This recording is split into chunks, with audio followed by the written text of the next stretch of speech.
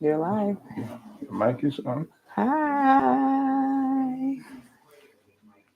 Hi, everybody. So we're live here. This is my first time going live. So I'm going to wait for my husband to join us and then we'll start talking. This is the weekend of our 7th anniversary. Thought it'd be a great opportunity to share um, kind of our story of love, pain, testimony of redemption, and just thus far.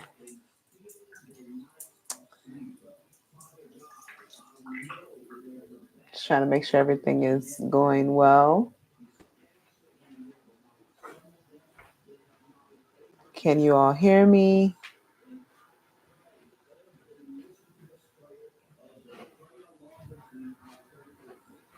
Hmm.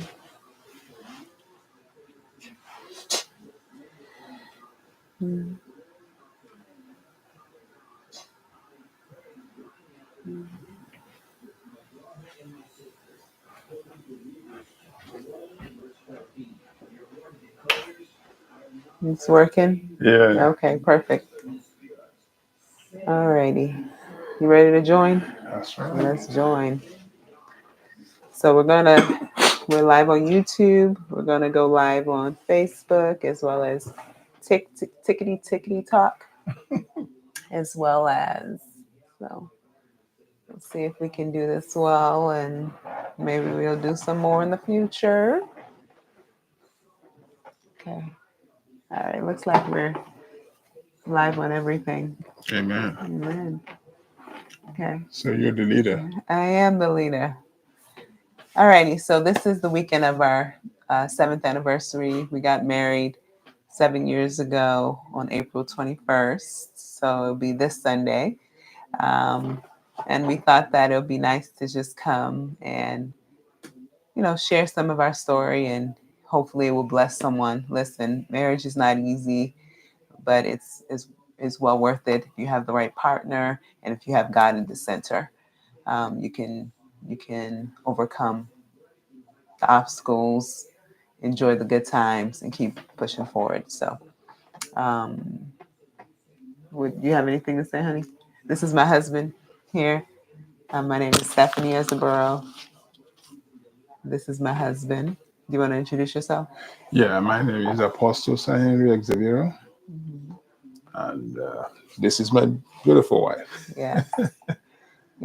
Yes. So, anyway, let's make this lively. We don't want it to be too long and drawn out because over here on this side of the world, we are supposed to be sleeping. But this is the time that we have time because our little kiddos have finally gone to sleep and finally we've washed up, got my retinol on, got my moisturizer to seal it in. So I'm about ready to hit the sack myself. But as I told my husband, it would be so fantastic if we came on and kind of this is part of our purpose, our calling is to share the gospel, and not only and sharing the gospel means sharing our personal testimonies, right, and how God has been able to work in our lives to help us push forward. Um, and a lot of that is being transparent and sharing the good times, the bad times, and different times, and how we were able to cope and work through those times. I think it will be a blessing to others because, um, you go through tests, you go through mess, so you can have a message, so you can have a testimony. And I think it has more purpose when you're able to share it and help someone else. So your pain wasn't in vain, right? So, all right. So our love story, how we met. We won't probably go into real deep detail, but we will share the story. So back 7 years ago, I was just finishing out med school, and I spent Christmas over at my godmother's house in New York, and she has a brother that is my uncle. Not only is my godmother, she's also my aunt. So a very close relation of my father's. So I was telling him, I'm about to finish medical school. I'm about ready to kind of settle down, find a good partner that I can go through this life with. And I guess the reason why I told him is he had the combination of what I think I would be looking for: someone who is fun, but works hard and respectful.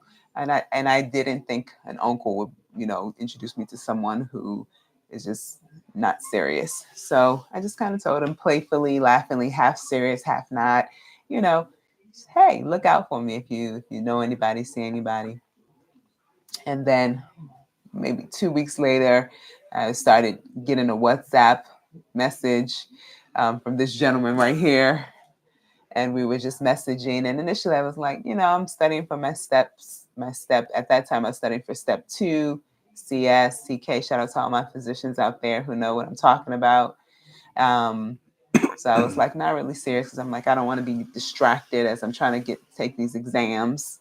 But we just kept our friendship light initially, and just was getting to know each other. What's the purpose? What's your goals in life? What do you endeavor to do with yourself? And you know, what are your morals, etc.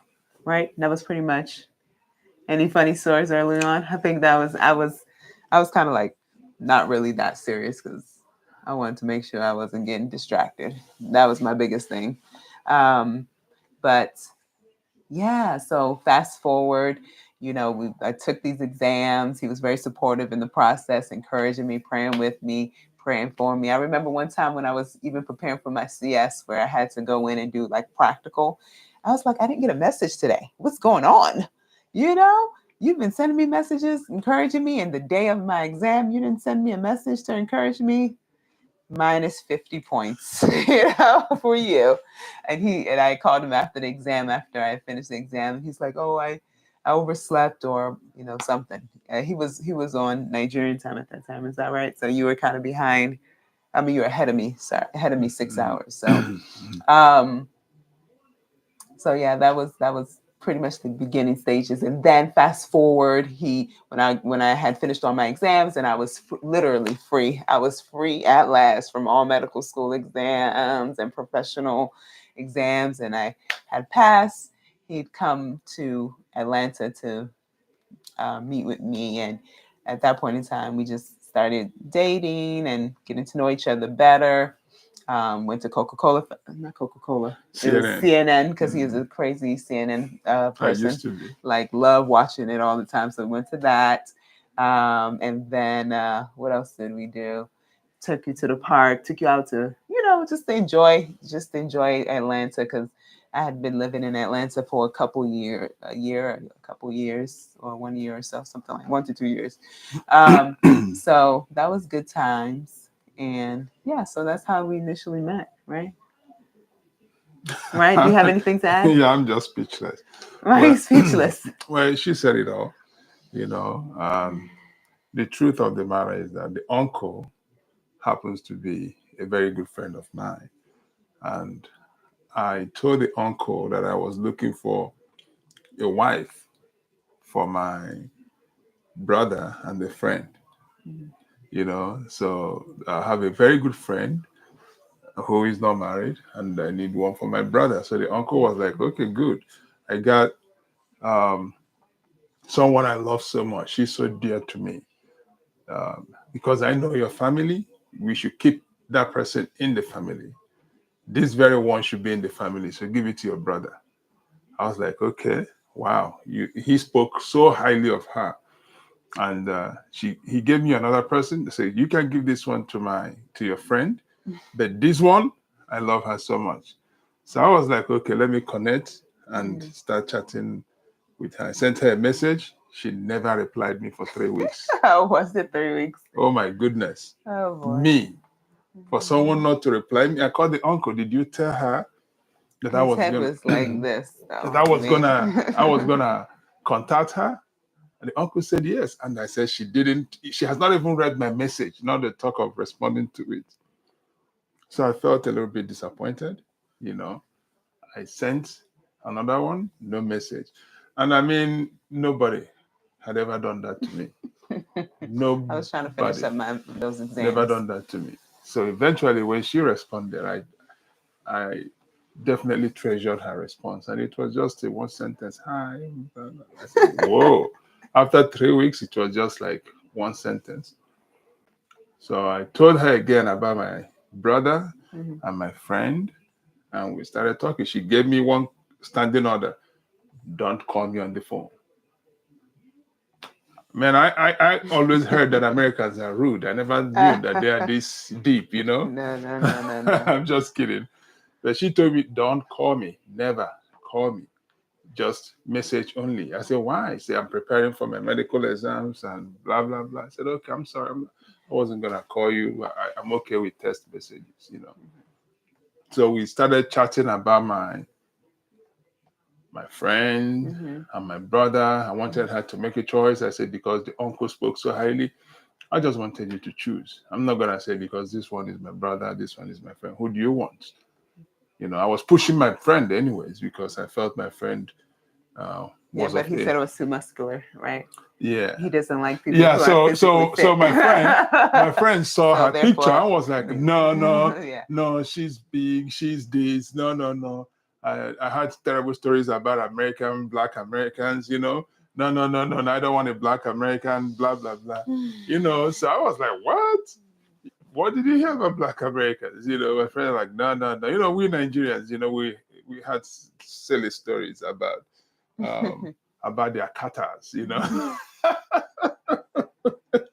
So she was born in DC. So I told my brother, he was a little bit shy. I said, "Wow, okay." Then she asked me about myself. I mean, she was checking me out. Hello, No, he was full of jokes. Full of you jokes. know, I love cracking jokes. I'll just make some jokes, and she loved jokes. So listen, if you're looking for a beautiful woman, don't be serious. They love jokes. I'm giving you a clue. So I was just being, you know, Mm-hmm. funny because I love being happy. That's one thing about me. I He just liked love being. making a lot of pranks. Yeah, and I Yeah, love. he would call me I from love.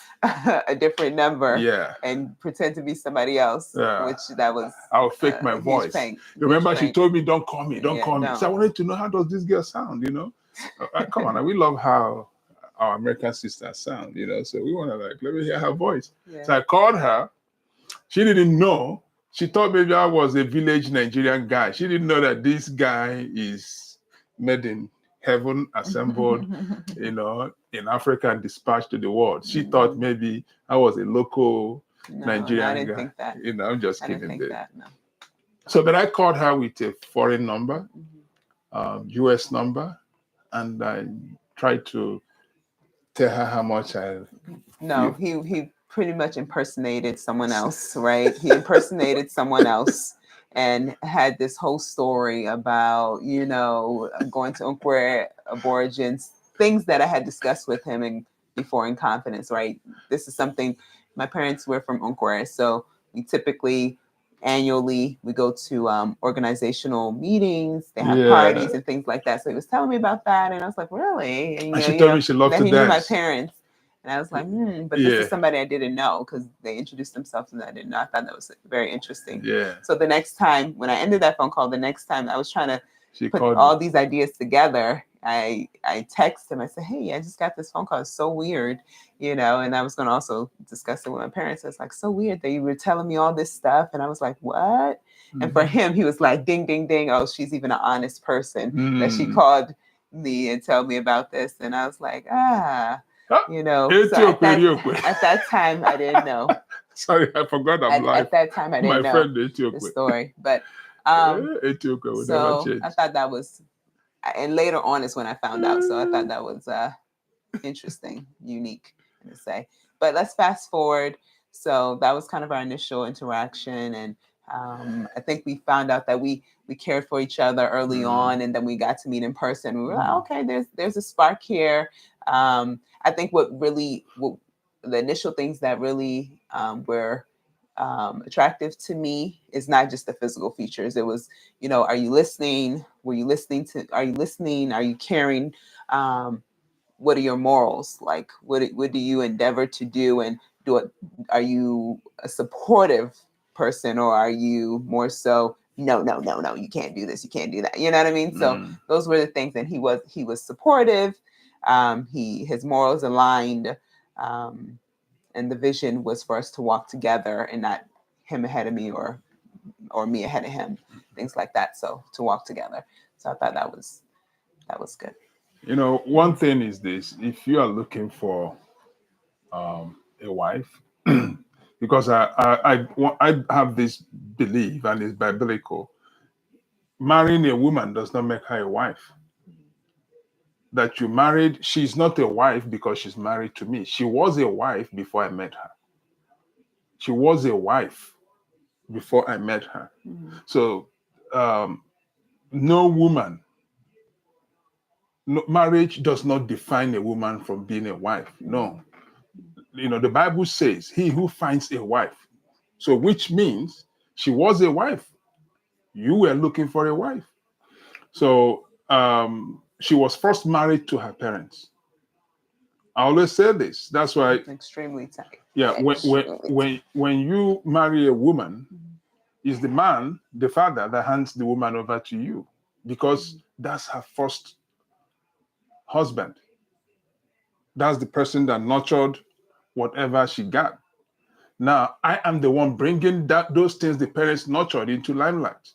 So her marriage to me is not for me to dim her light, but for me to make the light shine. And this is, yeah, Do you understand? It's for me very to make it specific. shine. So complex issue is what makes most men, when they see a woman shining, they get scared. Oh, she's gonna leave me. She's becoming too successful. No, no, no, no. She was nurtured by her parents.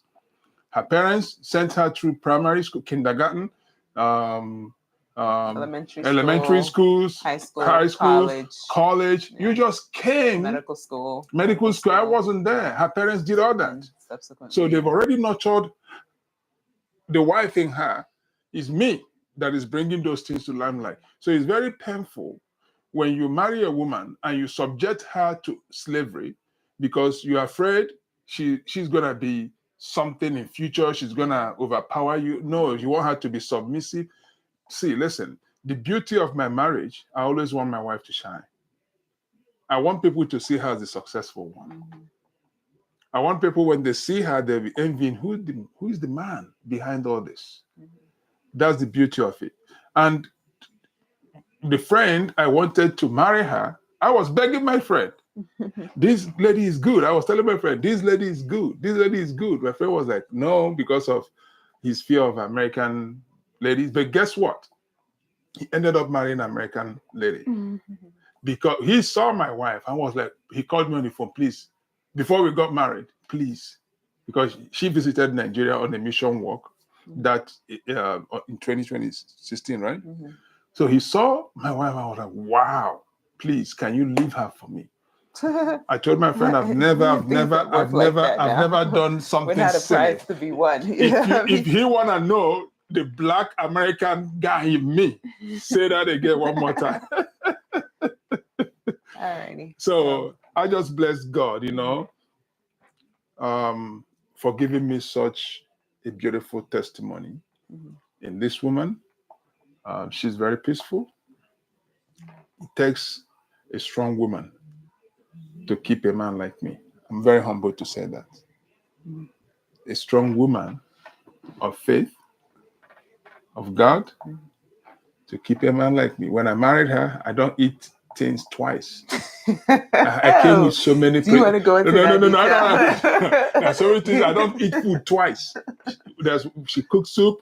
I said, I'm done. When I eat once, I'm done. So a lot of she had to bend or, me. or when I would cook something, oh, I don't like this. You know So what I mean? And I'm like, I had to okay. tell Or myself, remember about laundry, okay. right? Early on laundry, right? She taught me how to do laundry. Yeah, he didn't know how to do laundry, or there was because you have domestic staff that did all those stuff for me. So those little things were the first challenges we had in our marriage. We fought over rubbish, things that you shouldn't quarrel about. And she didn't want me to get some people even to clean the house or stuff. I had to learn all those stuff because I want my marriage to work. I wasn't spoiled, but I was so busy in what I. I would say you were spoiled. So Yeah, he didn't know how to do laundry. And what about the other situation about? Do you remember? No, tell me, babe. No, do you remember about the trash situation? Okay. Yeah. Do you remember about that? Okay. Yeah. No, Anyway, say whatever I want to no, say. no. But I'm just saying, I like, have nothing there to was one time hide. I was like, you're not taking out the trash. You're not doing laundry. I'm like, you know And what? she wake me up from sleep. You know what? If you don't do any of those things, I mean, I can do this on my own. I don't really need your presence here. Okay. See the one she did. The one she did that I was like, wow, man. Like, Listen, if you want to marry an American lady, I'm giving you a tip. You have to come prepared. So I don't drive. Oh yeah, that's true. I That's never. a good one. I don't. That's another So good one. I enjoy my woman driving me. I will sit comfortably admiring her beauty as she drives, but she wants a man that will lead. Mm-hmm. So we went to a place called Augusta, which was like 2.5 hours from Atlanta to meet her friend. On our way coming back, she pulled over on the highway and asked me to drive.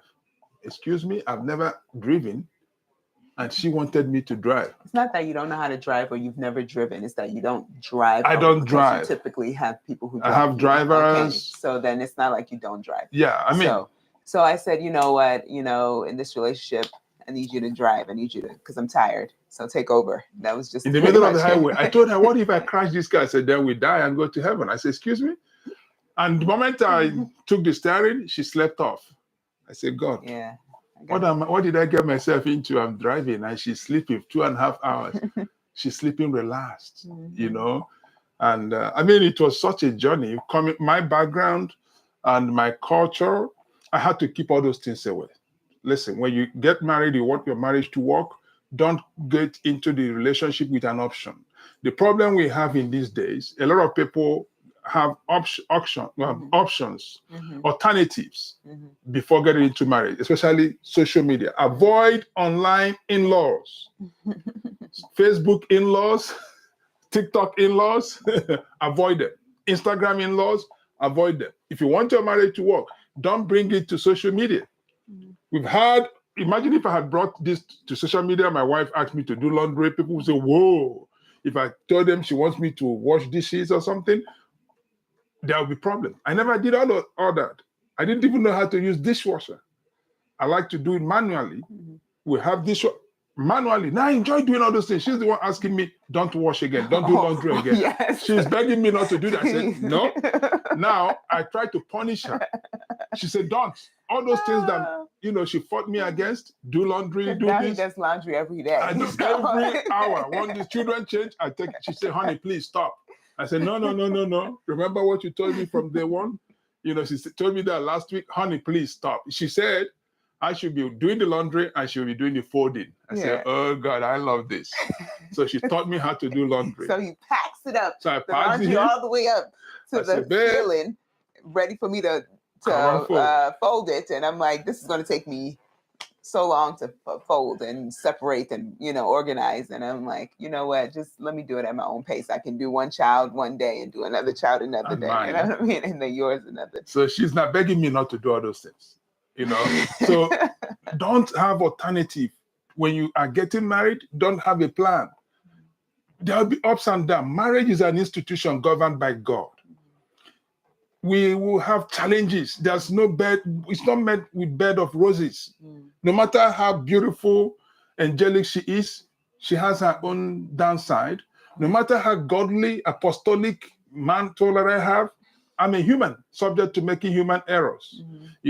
So don't think your spouse is a superhuman. No, don't bring it to social media. Share the positive side on social media. So that's one thing. Don't go into a relationship with alternative plan to an exit plan. Once you have an exit plan, your marriage will not work. So all those little things. I love to watch CNN. And then communication too. And communication is very important. And being able to communicate effectively. I know whenever I get upset, sometimes I can react or I can say something harshly and he will not receive it. Right. So he will not receive it. She's a professor in that department. So because So communication and finding a way to effectively communicate so that Yeah. your partner can be able to actually receive what you're saying, Mm. and not feel, because sometimes when you just blurt it out, you're causing more pain than trying to resolve the situation. So, you know, I've had to learn that. Yeah. So honestly, And communicating, because at times there was a period of time that I never communicated um, when I was upset, or when I felt like I needed to discuss something, and then you pile it up and then it comes out as a volcano, and then you can't take back, the what you said. one thing I can tell you, my downside, I don't know how to say I'm sorry. Okay. Yeah, this is I don't. I it's a no, work should in I say I progress. didn't know how to do that? Yeah, you're I working don't know on how it. to say. I didn't know how to say I'm sorry because you know uh, when you're a man in authority or of authority, you are more like a commander. Spiritually and physically, you deal with demons and powers that be. Saying I'm sorry is hard. I feel like I felt you know. I have alternative means of saying I'm sorry. I could buy her a car. If I offend her, I could just go and buy her a car, thinking cars will make her happy. Buy her a diamond, gift her money or Yeah, whatever. but You is know, that my language though? no, she is not materialistic. See the problem. Yeah. My wife is not. There's something I did. I bought her very expensive gold jewelry, 24 karat gold necklace. She misplaced it. It was last week she found it. I bought that 2 years ago, 3 years ago. Mm-hmm. No, when I traveled to Uganda, coming back, Mm. I bought a very expensive jewelry. It was last week. She found where she misplaced it and she wore it. I said, "Oh my God!" So I bought her clothes, expensive stuff. Those things doesn't move her, Yeah. and I tried to understand what really moves her. I'm sorry.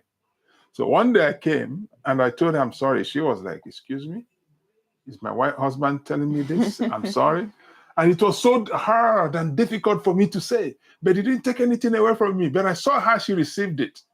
That was the cheapest thing for me to do and the easiest. Mm. And I could see the smile on her face. And guess what she said? "I'm sorry too, honey." I said, "Oh, wow, I wronged her." I said, "I'm sorry." And I mean, when I'm saying wronging her doesn't mean that we did something nasty. It's just those little things. Don't change the channel. Don't stay up late. Come to bed and put me to sleep. Those little things. You know, I listen. I didn't grow up singing someone to sleep or cuddling. I don't know how to cuddle to sleep. Those little things. She's not the type that asks me for so much. She just want me come to bed, Just presence. just be present, put me to sleep, let me sleep. I want Presence is to be with important. my husband. But because I didn't grow up that way, I didn't have that knowledge. Mm-hmm. So should I say I wasn't a romantic person? I think I am romantic. You're romantic. Yeah, I'm very romantic, but in a different way. Yeah, he likes to show green. Green is his way. What Like is he likes to. I know all those people that know he likes to spray. He likes to spray, right? spray what? Spray money. Like- That's how that's my but cultural belief. yeah, but these days you can't do that, right? Forget about what EFCC is doing. Let them take their time. We can spray dollars. If we can't spray naira, we can spray dollars. Hello. All right. Amen. So yeah, this has been fun so far. But anyway, so we're fast forwarding, Mm. and we're just, again, for all those that are joining us newly or just getting on, it's just we're celebrating 7 years of marriage this Sunday. So we thought it'd be fun to come on and kind of revisit some old stories, how we met, some of the pains we've experienced, and share some of the ways we've come through that. So I think we talked about how we met. We've talked about Yeah. kind of our early issues or concerns that we had to sift through. Mhm. So what else do you want to discuss? Um, the challenges. Okay, we'll share Yeah. all of the challenges. Let's just share the Yeah. kind of the major ones. The major ones. Yeah. The ones. Yeah. Yeah. So we So one of the bigger challenges we've had in marriage or early on, now we've been able to adapt to it and know that this is our normal, and we're supporting each other through and through, because that's the only way that we will be able to cope day to day. Is we have a son who has special needs. Okay, so he was born, our first son, his name is Henry Chijoke Jr. So he's a junior, Ezebro Jr. And oh man, when I found out I was pregnant, I definitely was very surprised and very scared and very not ready in my because my thought process was, I want to travel, I want to do this, I want to do that. But you know, when we found out that's where we were, it was very hard. I think I was crying nearly every day, even though my husband, who was very excited, I was crying every single day, going to work, coming back, crying, crying, crying, and I wasn't really accepting um, of my pregnancy, to be honest, to be very honest. Um, and Because it wasn't planned. it wasn't planned exactly. So, But because of the grace I carried, it came to pass that she was so, pregnant. so, so, and because, it's just, there was a lot to it. And I was coping with a lot outside of myself too, with that, right? I'm preparing to go into residency, or that was my plan, you know. I had my own ideas of what I had planned for myself, right? The guy's plans trump that. Um, so, we're going through this, and with pregnancy, we decided that we were going to move ahead, soar ahead. There's some angels that were a part of the journey too, which I'll speak on during another time. But you know, seeing my OB, and as I was turning 21 weeks, I was getting more comfortable with the idea that I'm pregnant and this baby's gonna come. So I was 21 weeks. I went to go see my OB that day. He came with me. He was very supportive throughout the whole pregnancy. He came to every OB appointment, every ultrasound. He was like really excited throughout the whole time. We found out we were having a boy that day, and the boy was bigger than normal, actually. They were saying, so we got to prepare for a LGA, What does that mean? larger gestational age, a large for gestational age baby. So that was 21 weeks. And then the next day, I got myself up early, and I started, um, um, yeah. My girl out here is talking about special needs, and yeah, it is Oh, time for us to talk about it and joy, normalize it a little joy, more. yeah. So yay, joy! Alrighty. So I was let's see.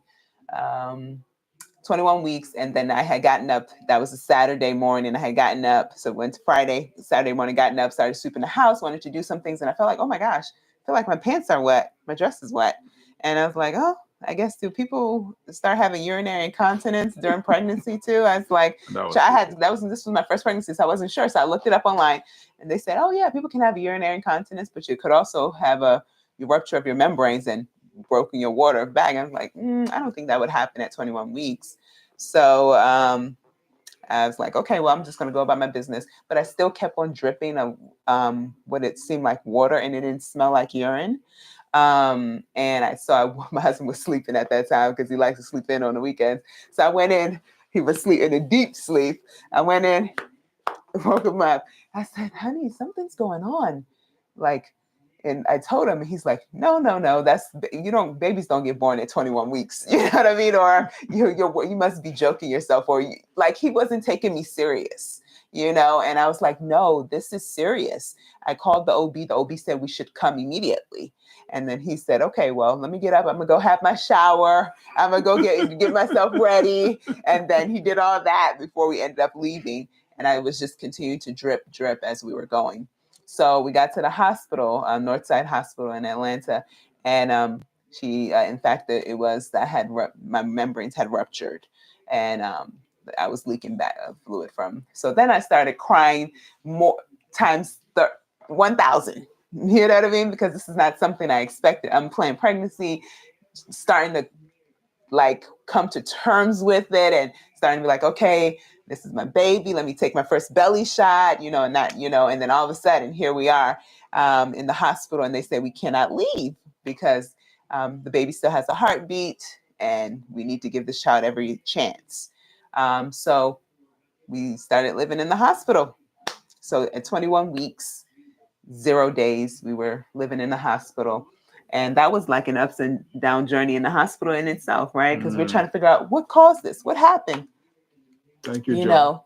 know. So so it was just the up and down journey, to be honest with you, I know. during that time. But anyway, the bottom line is at 24 weeks and 5 days, I was reading everything. I was reading um, all the encouraging stories, trying to encourage myself, encourage us that we could potentially go all the way to 39 weeks. We could potentially keep this baby. I was reading everything encouraging. I was also listening to the neonatologists and those are the doctors for the really small babies. And they were telling me that, you know, they were telling me that the chances of this child having a normal life is minimal, that, you know, they wanted us to consider not, if when the child was born, not to pursue life sustaining measures such as CPR or intubation. They just wanted us to For him to consider die. to let him pass peacefully because of the risks associated with hemorrhage in the brain, cerebral palsy, and other significant, debilitating diseases that come with having a child before the appropriate gestational age of 40 weeks, right? Because there's a reason why they're in there for 40 weeks, so everything can develop and develop comfortably. So then for him to have been born at 24 weeks and 5 days, he wasn't ready for the world yet, right? So, but the